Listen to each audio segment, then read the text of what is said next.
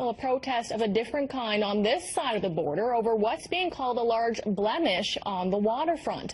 Massive piles of a dirty black powder called petroleum coke have been popping up on the Detroit side of the river lately. And live now with more on what it is and what it's doing there is Lisa Shing. Lisa? Amanda, over the last few weeks, you may have noticed a pile up of black sand-like material behind me. And what it is essentially a byproduct from crude oil refinement. And the reason it has grown in the last little bit is that a facility over in Detroit has actually updated their facilities, and now they're able to refine crude oil from Alberta.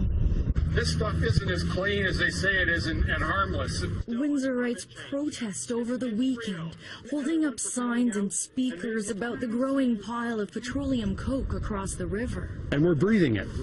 And if it is what they say it is, if it has all these contaminants in it, we're breathing those contaminants and our health is at risk. We want to return the river to a natural heritage type of a place. Not just our health, but a blight on the horizon, according to local politicians. We've worked really hard. Everything from fish habit restoration, wildlife, we've reintroduced species.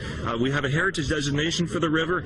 We've worked hard on tourism to try to diversify our economy and to be a good place to live and a good place to come to. And this is another black eye. A sentiment echoed by U.S. politicians, including Congressman John Conyers, who wrote in a statement, "I am very concerned. We must ensure that not only is the river protected, but also the people in the community as well. It is important that we meet with relevant stakeholders." The stakeholders, a company called Detroit Bulk Storage that has bought the petro-coke from a refinery in order to sell it. Petroleum coke is currently resold for producing asphalt and also serves as an alternative for coal. And while it's currently classified as non-toxic, that doesn't mean it's necessarily safe. The Michigan Department of Environmental Quality conducted tests last week.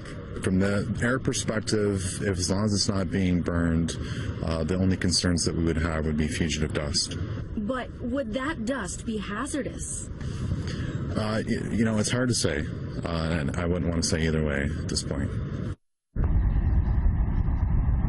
Now, I also tried to call the company that is purchasing this petro-coke from the refinery, and they told me that they weren't able to comment and then promptly hung up. Now, the Department of Environmental Quality is meeting over the next few weeks, and by the end of the week, they should be able to come to a decision as to what to do about the petro-coke. Amanda. Thanks, Lisa.